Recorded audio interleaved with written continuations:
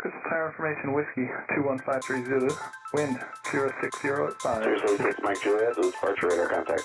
Hazardous weather information from Minnesota available on flight service frequency.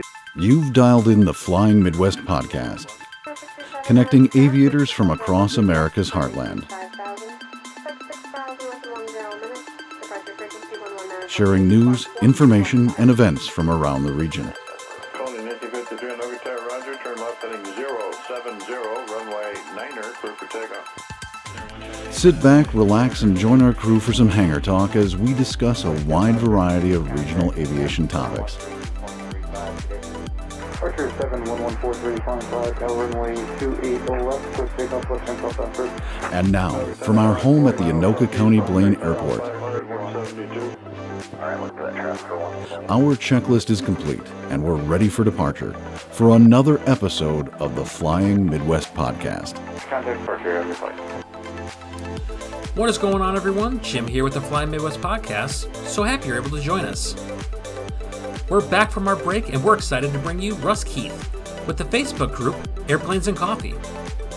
With 120,000 members strong, this is one of the fastest growing aviation communities on social media. We talk origins, their fly-ins, and plans to expand their group nationwide. So strap in, and let's take off into this episode of the Flying Midwest podcast. Hey, Jim. Oh, hello, Trevor. Hi, Maddie. Hi, Trevor. Welcome back, you guys. Yeah, it's been a while. Yeah, it Feels like has. forever. You know what happened over the past while? I've heard a couple things have gone on over the past while. It seems to me Maddie and I owe Mr. Jim a very hearty congratulations. Good job, Jim. Oh, thanks, guys. Congrats on the commercial. I've wrapped up my commercial writing. I paused awkwardly in the middle of that sentence. No, I wrapped up my commercial rating. Woo! Yeah, right. It was interesting. I got the oral portion out of the way and opted to discontinue for weather and wind and whatnot. I knew what the weather was like the day before, and I just got rocked all over the sky the day before, and it was very similar conditions with a lot of turbulence, some interesting winds. So I opted to just do that discontinuance, and then I finished it up last Wednesday with the flying portion. Awesome job. Thank you. Yay. Yeah, you know you earned it when you get it from Barb. Yeah. Barb's Okay, great. did she take you to get Subway, or is that just a CFI ride? What? There was Oh. no Subway. That's for your CFI ride Okay. because they're so long. Mm. Yeah, you go get lunch. Okay. Yeah, something to look forward to when you Subway do with Barb. Subway with Barb. Okay. It's just a thing. All right. It's just a thing she does. It's great. We'll see. Subway with Barb. Maybe she's going to change that now because now you've ruined her secret.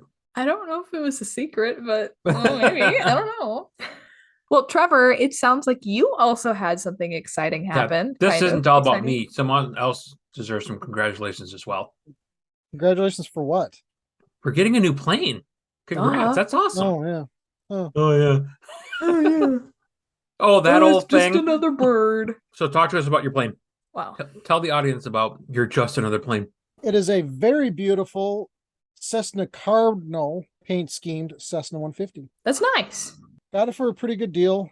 It's an old 1961 fastback, so it doesn't have the back window, which I don't really care about anyway. Had some good modifications done to it. Living most of its life down in Florida, so obviously corrosion was a big issue, and it seems like this plane has been pretty well maintained. Went on Sunday, the day before Halloween. Flew it back Halloween day. A lot of good stuff. Nice. A lot of hours on that airplane already. Yeah, I was going to say, how many, in the last 24 hours or so, how many hours have you put on that plane? Over 12. Nice. That's a lot of hours. Since we've taken a couple weeks off here, I thought it might be a good chance to talk about some things that we might be looking forward to here in the near future with our podcast. We'll talk. We're breaking up. Why would you say that? Is there something you haven't told us yet? He's pregnant. I was actually going along something along those lines, like, oh, I'm late, but that's probably not I got you. appropriate. All right. One of the things that we were working on, or I was working on during the break, is creating a Patreon for the podcast. Oh, yeah. Now, Forgot about that. what exactly that is going to entail as far as what the benefits for you, the listener, will be is still a bit of a question mark. I'm interested in some ideas from our community, see if anyone has any ideas that you would like to see as far as a perk or benefit. One of the ideas that we did have, though, is similar to what we did with Ryan with Super Arrow Live. We do record the video format of every podcast that we do. We don't ever publish that because it's extra editing, but I think that could be something that might be worthwhile for those that would like to be patrons, and they can see the things that we're seeing, like Trevor playing with his blinds in the background while I tell stories. He's like a cat. He's just like batting it at the at the blinds. I'm not batting it. What would you describe that as that you're doing? Yeah, That's the something same a thing. cat would do. That's very a cat.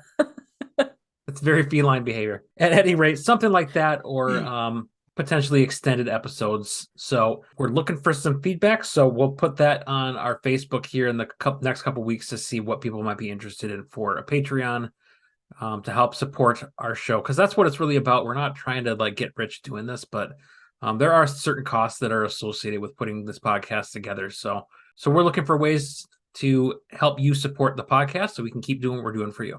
Oh, should I read the review that we got? We got a review? Yeah, we got a review. Yes. Yeah. Yes. Please read the review. Off of the old Apple podcast machine. It is India67 Scott says, Flying Midwest Podcast. Great podcast. As someone who lives in Ohio, I find all the topics to be relevant to flying planes in and around the Midwest. Everyone on the show brings their particular specialty to the broadcast, and the guests are very informative. 5 stars. Oh, you gave us 5 stars. Thank you. Thank you, Scott. Scott. We're glad that you enjoy the podcast. We'll keep putting stuff out for you. And Now, everybody if you else. get your friends to give us more ratings, we can maybe gain more listeners. Are you begging for... Yeah, Scott. I don't know. I don't know why begging for you're not, reviews. Maddie. Because she doesn't even listen. Because I have standards. Because Maddie doesn't even listen. And apparently we don't hit that bar, Trevor. Or not good enough of a podcast for me to listen to. Wow. Oh, good grief. So who are some people we're talking to for future episodes? Trevor. You laugh, but in future episodes, I think we should be talking to Trevor about Aerobridge. All right, we brought on other volunteer aviation groups. A group that is near and dear to Trevor's heart is Aerobridge. And in future episodes here in the coming months, we will be talking to him about that. We have a pilot from the Minnesota DNR that we'll be bringing on. He'll be talking about not just the enforcement aspects of aviation with the DNR, but also some of the conservation efforts and the scientific things that they do with spotting herds and things like that with the Department of Natural Resources in Minnesota. We're also coordinating with a lovely woman named Liz Cayley, who works for Jeppesen Aviation, that is owned by Boeing. And we're hoping to have her on the podcast here, at least in the upcoming months. She's the one in charge of all the flight training aspects of Jeppesen's products. So all the textbooks and other assorted flight training products, she's in charge of all of those. So if you've read a Jeppesen textbook, you have read her writing. So we're excited to hopefully have her on very soon. And we'll have some extra fun goodies. Hey, Jim, what do we have coming up on our episode today? This episode, we are happy to bring you Russ Keith. He is the president of Airplanes and Coffee, which is a Facebook group that has exploded in the last year or so. They're creeping up on 120,000 members within that page, and they've done it fairly organically through these fly-ins that they host and just getting people onto their page and talking about aviation. So we'll be excited to have Russ in here to talk about their page, some of their nonprofit activities, and where they plan on going in the future. So before we get to our guests, how about some news and events? Let's do it. Well, let's start with Minnesota. Fox 9 KMSP is reporting on lasers. There's actually been a huge spike in aircraft being hit by lasers. Now, as pilots going into the holiday season, you go to Home Depot and you get those little laser things that go up on your house. Well, that's part of it. But otherwise, you get these weird people with like their laser pointers and they think, oh, great, let's go shine them at airplanes. Well, don't do that. Because apparently there's a huge spike in aircraft being hit by lasers, and pilots, unfortunately, rarely document their exposure. Laser strikes involving aircraft in Minnesota more than doubled in 2021 from the previous year, so 2020. At least one government watchdog agency that's claiming they're not being tracked and they're not remedying the problem. Nationwide, there's over 9,700 laser incidents that were reported in 2021, and that represents about a 42% jump from 2020. In Minnesota alone, there's 110% increase. The biggest thing, especially at nighttime, it really affects your night vision and causes temporary blindness. And there's a whole host of reasons why people are lasing, the night sky. They've got this super bright, flashlight that they want to see how it looks, and just don't do it. That's my biggest thing. I've been lased a couple times, and the problem is they have not been prosecuting. It's a federal offense. Yeah. It's a felony to lase an aircraft, but they're not being prosecuted. A lot of these events, they're just getting lost on desks. If you get lased at night, make sure you're reporting it, get an accurate report, and if you have lasers, don't point them in the night sky. All right, going over to my neck of the woods, actually. So Textron is big down here. So if you live in Wichita, Kansas, you probably work for one of three companies. One of those companies is Textron. So Textron owns, if you don't know, Textron owns Beechcraft, Hawker, and Cessna, amongst many other companies. But they own those three, which, do fairly well. Just yesterday, it looks like, the company has broken ground on a 180,000 square foot expansion of its parts distribution center. So this addition, they're hoping to include space for warehouse storage, customer support analysis, and more offices. So according to the company, the expansion will allow Textron to better support their owners and operators of these Cessna, Beechcraft, and Hawker aircraft and other products, along with parts availability for Textron manufactured aircraft. Obviously, with the shortages and shipping issues and stuff, parts availability has been a very big issue in the last 6 to 9 months or so. So that's definitely a big thing. I know they want to improve that, which is great that they're doing that in-house. So they're also hoping to continue to invest in inventory to support not only stock levels for their product lines, but also support new models like the Cessna Sky Courier, which we talked about a few months ago, and the Beechcraft Denali. So that's exciting. I actually saw a Sky Courier unpainted sitting on the ramp driving past the factory the other day. So that was pretty cool. So they are making them and they are going to their new homes, which is very exciting. Textron also notes that this expansion is also intended to provide expedited support for its Wichita service center. So this facility addition, which is scheduled to be finished by the end of 2023, which is pretty fast, and I think will help bolster Textron's presence here in Wichita. That's pretty cool. I think so. All right, let's go to North Dakota, UND. North Dakota? Oh, yeah. Yeah, sure, you betcha. The FAA, in its infinite wisdom, in this case, it's actually a very good thing, has awarded the University of North Dakota $2.5 million to develop a new pilot training program specifically aimed to veterans. Now, those of you that have the post 9/11, you may or may not know that you may not get all your benefits just to get your private. And Vets to Wings, or V2W program, will provide a new pathway for former military personnel to become commercial rated airline pilots. And the goal is to help alleviate some of the demands, the shortcomings of not turning out as many ATPL rated pilot. This program will actually complement the GI Bill flight training provision, which funds tuitions and a portion of flight training costs through UND's 141 four-year degree. It is true that last year, the United States has pushed out more ATP-rated pilots. However, a sizable number of those ATPL applicants are actually going back to their home country. So they're not living here in the United States. They're not flying for a U.S. flagged airline. So we still have a severe pilot shortage problem. And quite honestly, we're still looking 5 to 10 years before we can get that remedy. This is one way the FAA is trying to face head on this pilot shortage and try to get a newer generation of qualified pilots to ensure continued access to safe, reliable air service. Ohio is actually becoming a pioneer in drone radar technology. So this is actually good for us, and in the future, it will benefit drone operations such as, same-day delivery with drones. We know drones have been a problem for aircraft in the last 5 years or so when they started getting really popular. A lot of incidents involving drones and other aircraft. It's becoming very unsafe at low altitudes. Obviously, there are rules surrounding drones, and unfortunately, the radar systems that are in place right now, they're not very effective at really low altitudes because you have things, obstructions, houses, cars, etc. there's just, unfortunately, radar is not very helpful down there. So since 2018, apparently the Ohio Department of Transportation has been working with the FAA and Drive Ohio / Fly Ohio, and also the Ohio Unmanned Aircraft Systems Center with Ohio State University. They're trying to develop and deploy a quote unquote detect and avoid system to track drones as a public service and keep these drones from colliding with aircraft that operate generally at lower altitudes. Like, think medevac helicopters, crop dusters, even people just tootling along at, 700 feet. So this is the first of its kind. This has not been implemented before, and nobody seems to be trying as hard as Ohio. So I'll take it. They're actually investing in technology for a problem that is very real for us.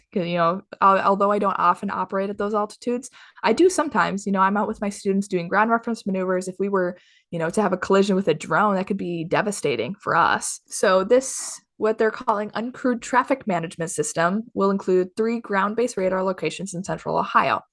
A drone operator will request clearance to fly, just like a pilot would at a controlled airport, and they will be given permission to use the airspace from the FAA. Both drone pilots and manned aircraft pilots will be able to see each other and safely share the airspace. According to Dr. Matt McCrink, who is a lead scientist for Ohio State's research team, says gives drones an understanding of where they are in the airspace, who's around them, and what they can do to safely navigate from A to B, all while giving manned traffic the priority. So as of May 2022, there are more than 854,000 drones registered with the FAA, which is a lot. Currently, the FAA requires all unmanned aircraft be operated within sight of the operator. Now, do people follow these rules?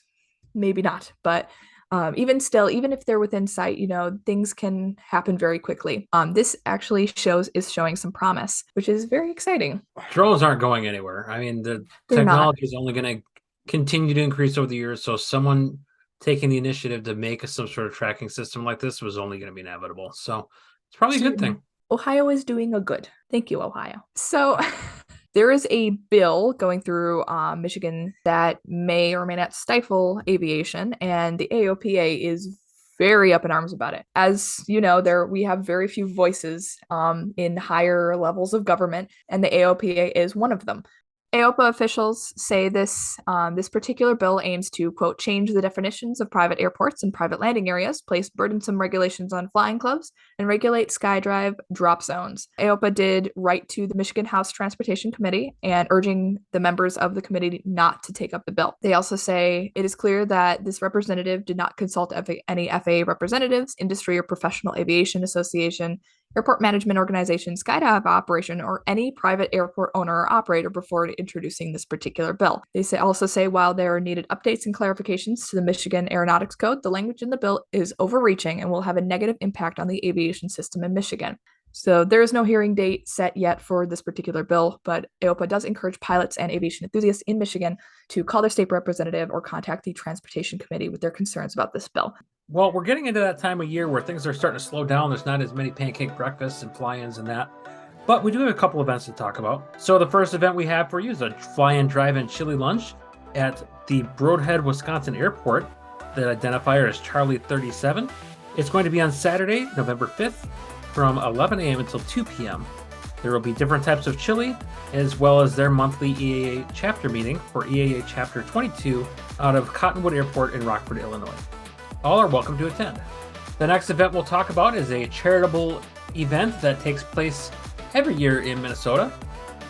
For more than 30 years now, Tree of Hope has been delivering gifts to hospitalized children across Minnesota and western Wisconsin.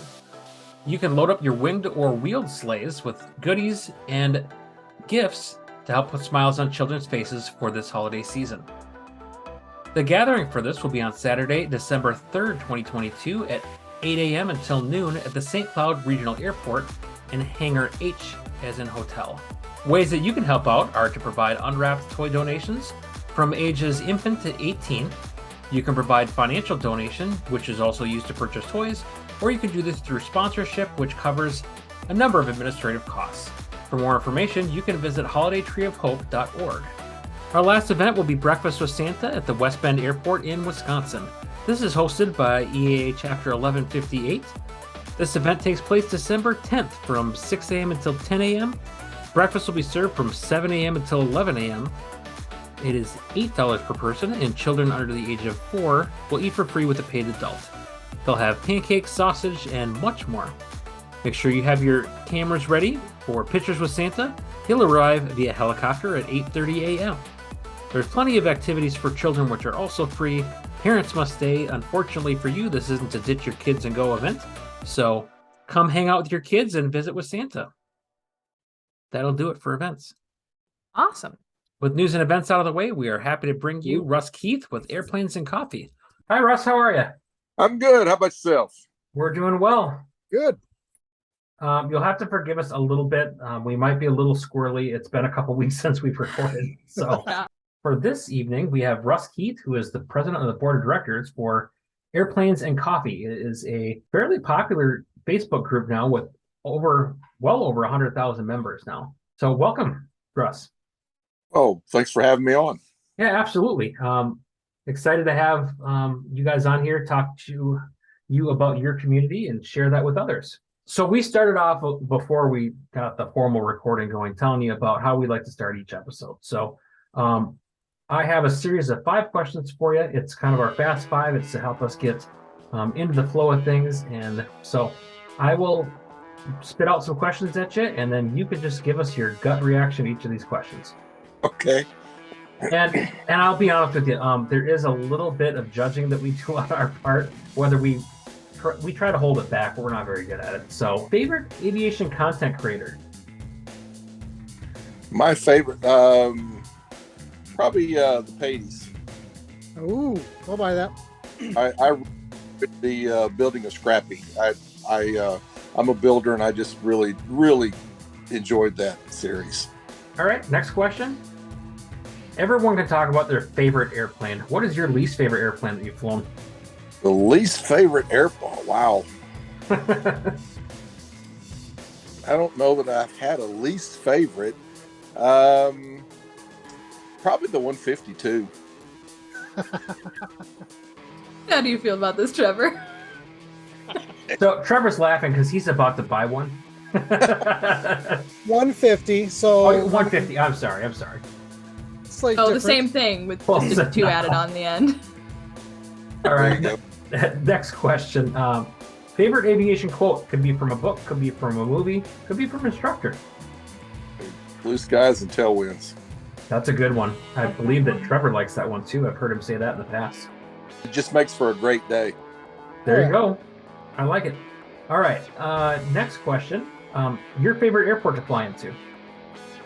My favorite airport to fly into? I enjoy flying into Addison. If you've never flown into Addison, you've got to get on with approach, whether you're BFR or IFR, it doesn't really matter. Where we base our planes, and I did all my training there. I really like that airport. I think it's fun. Addison, Texas? Addison, Texas. It's just probably I'd say 8 miles north of Love Field. Okay. That's what I have for you. Oshkosh or Sun and Fun? Oshkosh. That was the right answer. Us being from the Midwest, there was only really one answer that was good for us. But Did you go to Oshkosh this year? I did. I was at both. Nice. Went to both the last 2 years, and I don't intend to miss another one. Very cool. Solid. I hope I can have the same thing. I love Oshkosh. I get excited when I, on my way up, and I'm sad when it's time to go home. I love it. Absolutely love it. I don't get tired of the air shows every day. I hear a lot of people saying, yeah, you can only watch so many, spins, but I don't know. I just really enjoy it. It doesn't get old for me. That's awesome. We appreciate you playing along with our Fast Five. We got sidetracked for a second, but that's all right. Well, before we start talking about airplanes and coffee itself, what is your aviation background? Something I always wanted to do when I was a little kid. I used to ride my bike over to Magnum Field there in Hurst. And when I say a little kid, I'm thinking probably 5, 6, 7 years old. And there was a big shade tree there with a picnic table under it. And I'd sit on that picnic table and just watch airplanes take off and land for hours. It's something I always wanted to do. And I just had kind of a unique situation where I had an opportunity, And my wife says, you've always wanted to go to flight school. Why don't you quit your job and go do that? And so I did. And so I went through American Flyers and did that that whirlwind, high pace, a lot of fun flying every day, and knocked out all the ratings. And then I taught for them for a little while, and then went back to teaching automotive and aircraft at the high school level. And then I helped start the professional pilot program at Tarrant County College here in Tarrant County, which is where Fort Worth is. And so I taught there several of the courses, aerodynamics and intro to aviation and weather. And I did the instrument ground school class, and it seems like there was one more too, but I don't remember what it was. And I did that for several semesters, and then really just concentrated on the high school level until I retired. That's really cool. How long has Airplanes and Coffee been around? So we were 2 years in August. We started right in the middle of the pandemic. John Noggle, like I said, he started it, and I met him literally the week that he started. We lived across the street from each other for years and didn't know each other. But I'm building a little sport biplane in my garage, and I was out the airplane, and he and his wife were out walking their dog, and he just says, "Is that an airplane?" I said, "Yeah, it is." He goes, "Well, I'm working on my pilot's license." I said, "Well, come up here and let's talk." So he came up, into the garage, and we were sitting there talking, and then he looked over there and saw a real estate sign, because I'm a real estate agent, and he says, "Are you a realtor?" And he goes, I go, "Yeah, yes, I am." And he says, "Well, I am too." And I'm like, so we just kind of hit it off, and it was we've been kind of best buds ever since. It's been a lot of fun. He had a partner in an airplane, and I've since bought into that airplane. So really, the three of us, we own two Cessna 172s. Well, technically, John, Mike, and I own one of them, and then Mike and I own the other one. We started out at Addison Airport, and of course, we just had coffee and donuts around the airplane because no one's going to fly into there. So he did that 2 months in a row, and I just told him, I said, "Look, if you want this thing to ever take off and do something, we've got to do these little fly-ins at different airports." And so the next month we went to Rockwall, and we had 6 airplanes fly in, and which we thought was pretty cool, and we had a lot of fun. And then the next one we had booked at Midway, and airplanes just kept coming. The word got out that there was actually something going. Of course, we're in the middle of COVID, and things were starting to loosen up just a little bit, but a lot of things were still tied down. Of course, we were an outdoor event, so the cities weren't it didn't fall into their "no, you can't do that." But some of the cities did frown on it, but they still let us do it, and people just kept coming. So I think we had like 68 airplanes fly into that one, and then they just loved it ever since. That's awesome. This last one we had a little over 140 airplanes fly in, and about 600 people. Wow, that's awesome. Yeah, it's been a lot of fun. It's been a lot of work too, but Yeah, I'll bet. We truly do just enjoy putting on the fly-ins and having a lot of fun with it. You guys are going to be near Wichita. I can't go very far, but I see the events pop up every once in a while. I'm like, oh, I wish I could go. We do want to do some. We did one in Oklahoma. Okay. In our yeah, I saw that. last year, or I guess it was this year. But we in 2023 we want to do 3 or 4 of them out around the country. We haven't nailed down exactly where those locations are going to be. We've talked about a few places, but we haven't just nailed them down yet. But we've got some really nice ones coming up. This coming November 3rd, we're going to be at Mount Pleasant at the Mid-American Flight Museum, which is an awesome place. Scott Glover, he's got some killer airplanes up there. He's got like 5 Oshkosh Grand Champions that he's purchased. Wow. That he has, and everything he has flies. or it is in process of being renovated so it can fly. But it's a magical place too. And then Rockport coming up in December, the second weekend in December, and the entire city of Rockport, I think, is behind putting this one on and really stepping up to the plate and helping us. And the town has injected quite a bit of money into the infrastructure of the fly-in, which is something we've never had before. And so I think this one's going to be quite unique. That's really great. Oh, we love community support. Woo.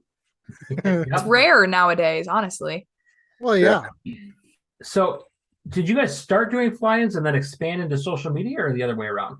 Definitely started doing the fly-ins, and of course, getting the word out. We did that through social media, so it was kind of hand in hand and just grew up together, I think. Okay. And it just, it took a lot of work. And John, he's the lifeblood behind the growth, to be honest. Because he's the one that gets out and gets the people excited, and on Facebook, and really gets the word out. He's really, really good at that sort of thing. And so it's really because of him, I think, that the word got out. And of course, the events kind of speak for themselves. People really do enjoy them. We do have a core group, I think, that come to every one of them. And then we've got another little core that makes several of them a year. And then, the rest of them, they just kind of come when it fits the schedule. And then we get a lot of new people every month too. So it's been a whirlwind for sure, but we're growing, and we're looking at expanding and taking this thing national and really getting the word out. We're a kind of a fun, safe place for pilots to come in and have dialogue and really use social media, which social media was truly used, designed to do. And that is a gathering place for people and ideas. And so we try to keep it as positive we can, and we get some hate mail every once in a while because we move on some people that don't want to be positive, I guess you might say. Yeah. But I got to hand it to you, Russ. This is actually a very fun group because, everybody hates about the flexing and everybody hates about, this and that. Flexing. I think it's funny that everybody gets so riled up. I know, right? It's like, okay, if that's the one thing that makes you all upset, you're doing pretty well in life. I mean, that's just me. It just cracks me up. I don't know. And of course, you got the I don't know, for lack of a better word, the kids on there calling us all boomers. I know, right? I think that's supposed to be derogatory, but it's just hilarious. So hey, I stand in that line. Let's go.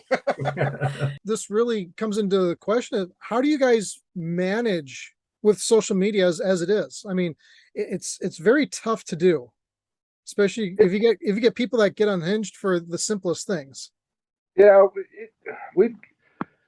the unhinged people, as long as they don't personally attack someone or just get downright socially unacceptable, it just rolls. I could care less.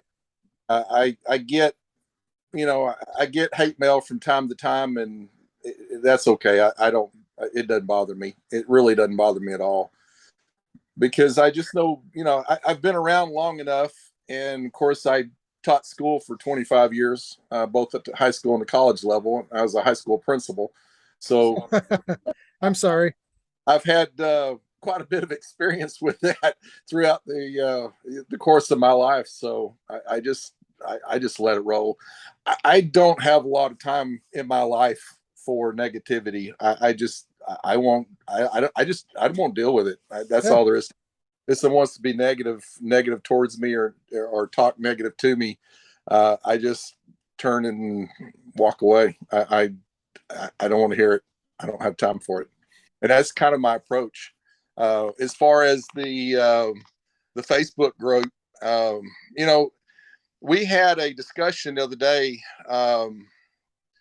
that someone posted up, and there was a lot of really thoughtful, in-depth responses, and there was a bunch of them, and I just love reading it. And a few months ago, I think that had been very difficult to keep it from just turning into a fiasco. But I think we've moved enough of the people that really just kind of disrupt what we're trying to do, and that is have a positive dialogue about aviation and what we're doing. There's an inherent danger in what we do, and I think it's good that people talk about that and talk about ways to mitigate that the risks that we take. And if you've got people that just lambaste someone for having an opinion that's different from theirs, then it's not productive. And we're looking for a productive dialogue, and that's just the way it has to be. If the people are in a sort that's not something that they're good with or they want to do, then we're just not the group for them. And that's just all there is to it. And that's just kind of our approach. That's how we think. I think we've got a great group of moderators that really take it serious, that really do love the group. And as time goes on, we'll have to add more, because I can just see this thing continue to grow. I mean, we grew 5,500 people last week. Last week. Wow. Wow. That's a lot. We were hitting a little over 1,000 a day there for a few days ago, and it's fun to watch. It's just fun to be a part of, and we're just having a good time with it. That's great. That's awesome. And one of the things that I personally enjoy about it is it is a forum to have those conversations. It's a forum for people to share their experiences in aviation. Like, hey, I did my first solo today. I saw one of those earlier today, and it's just like you mentioned earlier. It's using social networking for what I guess I believe it should truly be intended for, to have groups like this and maintain a social and, I guess, cordial and professional and learning environments. When we started doing this and people came out and people got excited, I looked at John. I said, I think we're really onto something. I think this is going to grow big. And when it really started taking off, I also went back to him and Mike is on the board, just three of us on the board. And I said, guys, we're on to something here. I think we can do a lot of good. So I went ahead and filled out the paperwork for the 501c3 so that we could raise money and inject money into aviation through education, through generating the pilots and A&Ps. Because ultimately our goal is to put the next generation of pilots in the cockpit, the next generation of A&P mechanics in the hangar.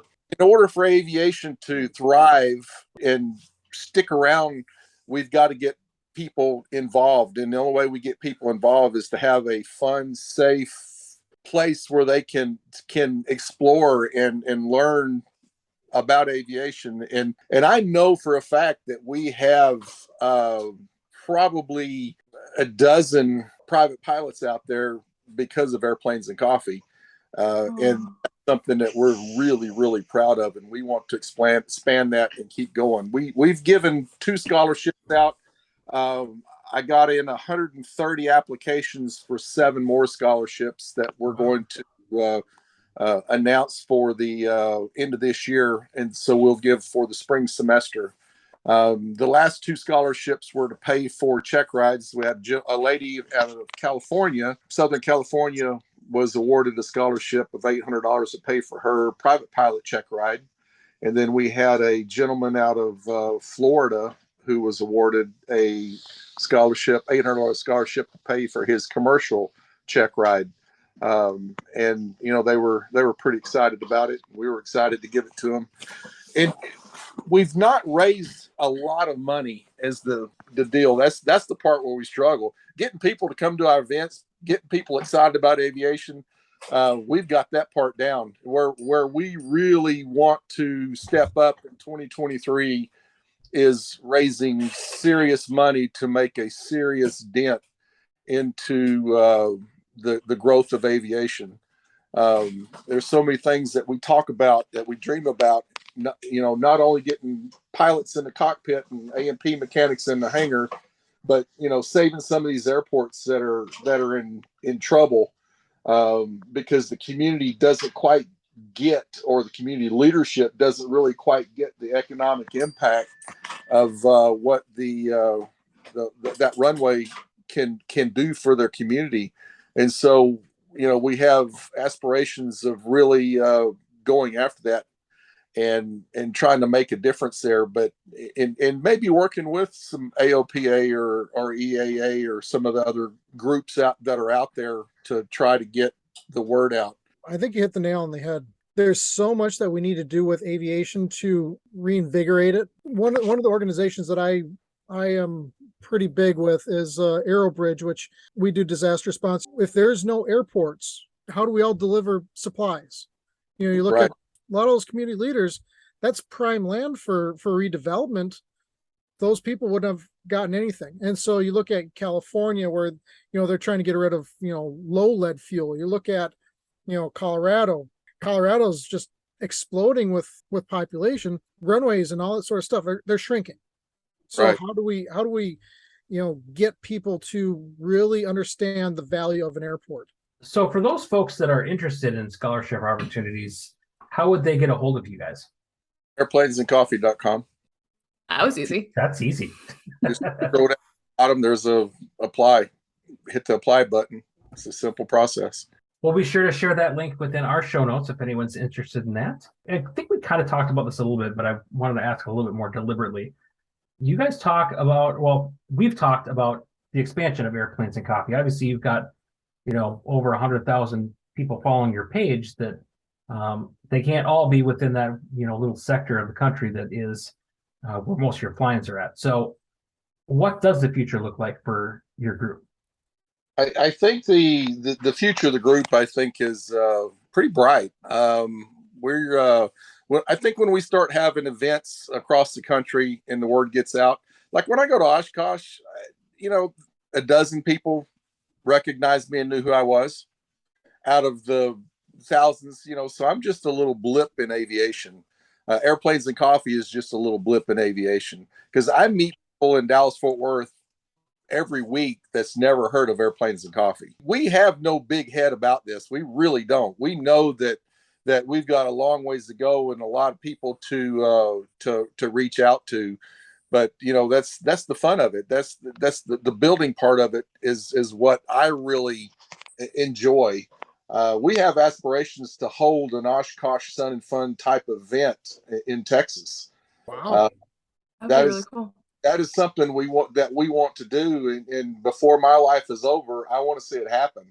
And if you know me, I'm one of those guys that writes goals downs, and when I write them down, I get them done. They happen. So I have no doubt in my mind that in the next several years we will start that event. And of course, we've got to figure out how to raise money and get the ear of the aviation manufacturing community so that they understand that there's another avenue that they can market to and reach pilots and have some business success with, and that's where we have to go, and that's what we have to do in order to pull this off.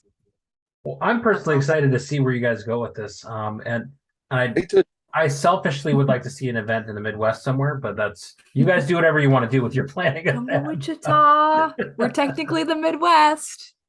People don't think that, but we are. We're gonna have to really find a community, a public community, and a municipality that is going to be willing to step up and do what Rockport's doing. Really, the city of Rockport, the airport manager, and the group of the Chamber of Commerce, they've all come together and really have been raising money to make this event something special, because it's something that they want to do, and it really is an Airplanes and Coffee event, but they're going so above and beyond what we've ever seen before from the aviation community and the municipality, and the people in the town to really make this a special event. And honestly, I've got to say, if someone wants to travel to go to an Airplanes and Coffee, the November and especially the December 9th event, it's going to be on the second Saturday,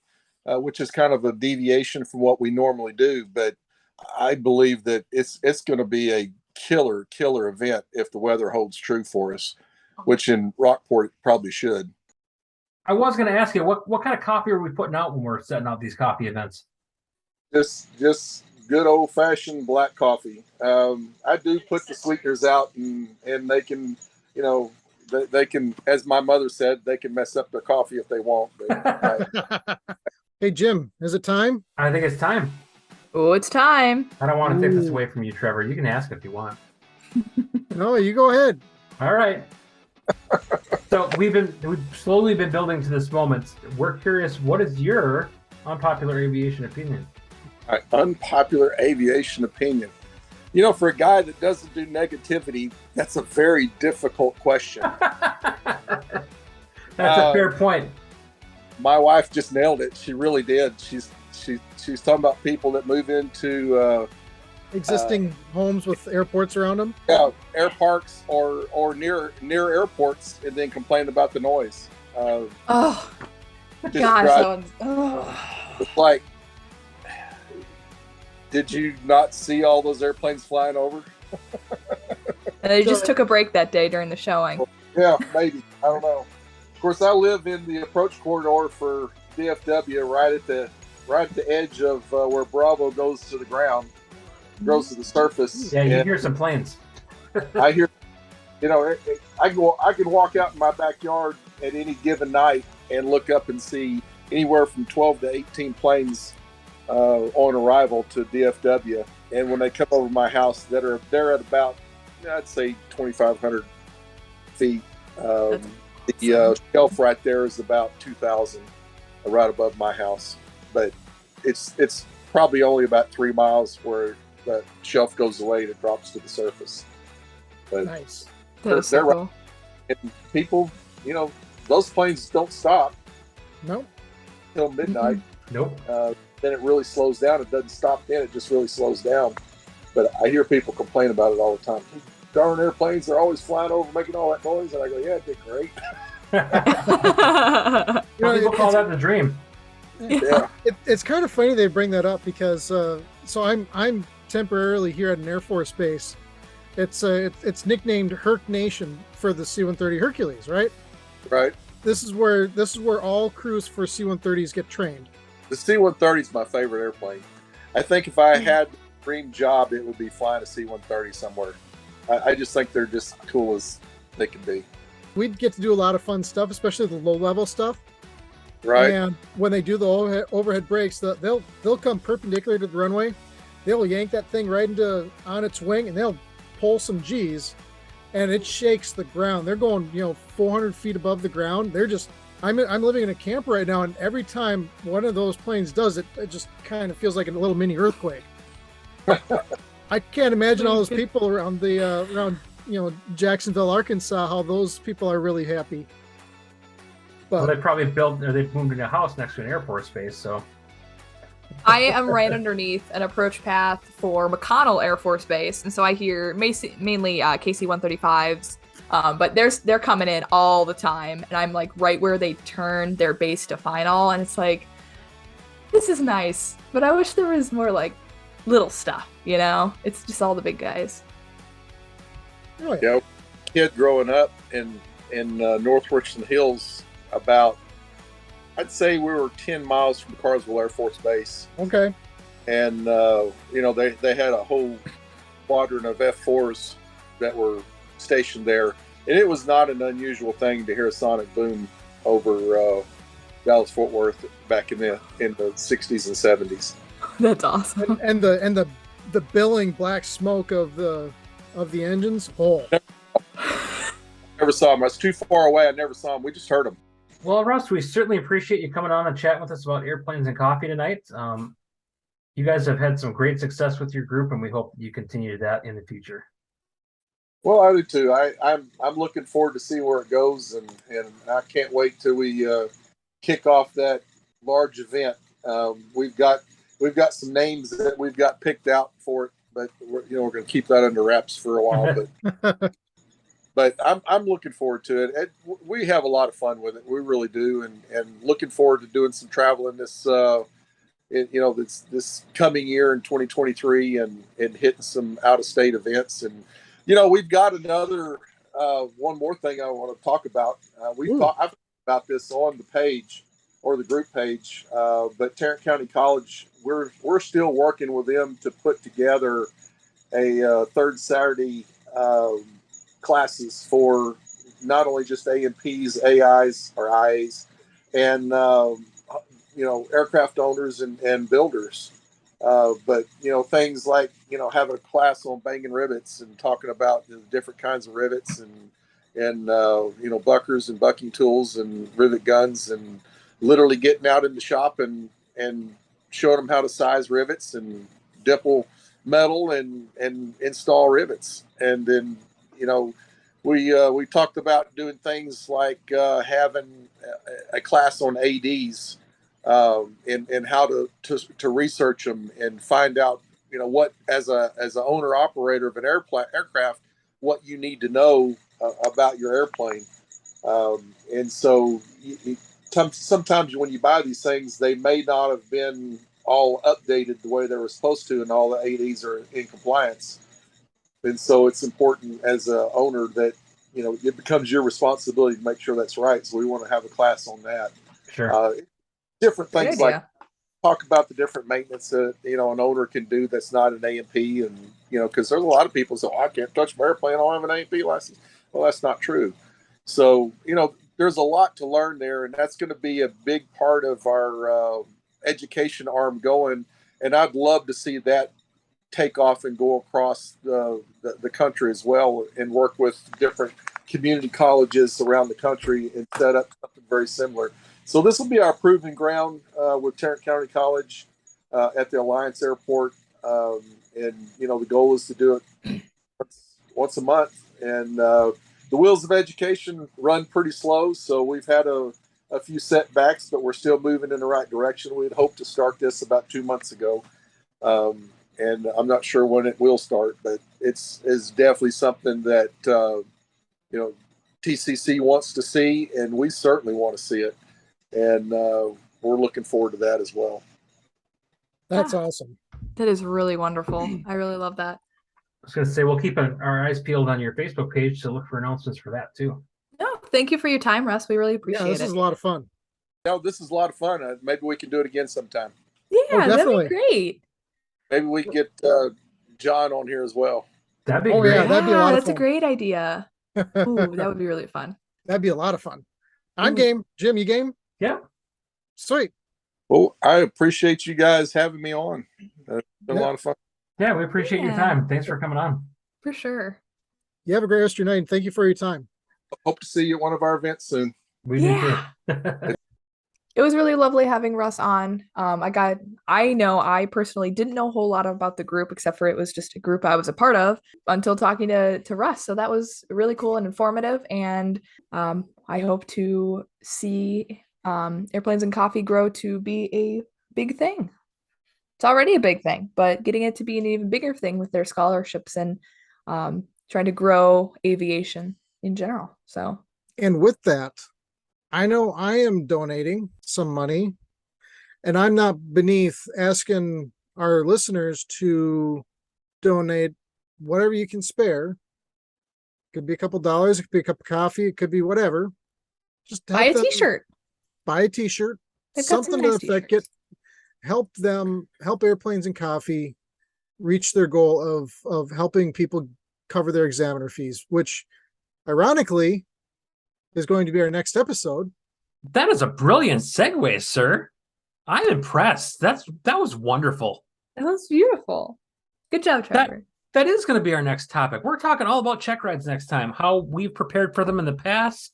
We'll chat about what our check ride experiences have been, and from we're not your CFI standpoint, just some ideas that we've picked up along the way that have helped us out. So before we wrap up, if you like what we're doing with the podcast, it would really be helpful if you shared the podcast with your friends, family, neighbors, fellow pilots, aviators, aviation enthusiasts, your favorite air traffic controller, etc., etc.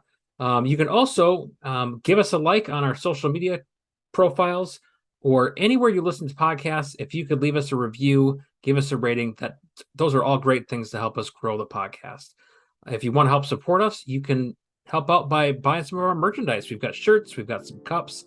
You can get those at flyingmidwest.com/merch. And if you leave us a really nice review, chances are we're going to read it on the air. We are absolutely going to read it. And if it's inflammatory, we're going to read it on the air and shamelessly mock you. And if you have any show ideas or comments, you can reach out to us on any of our social media, or you can email us at flyingmidwestpodcast@gmail.com. Until next time. See ya. See ya. See ya. Flight Chef 536, contact Minneapolis Center 132.35. Good day. Thanks so much for joining us on the Flying Midwest podcast. Until next time, podcast service terminated, squawk VFR, frequency change approved. Good day.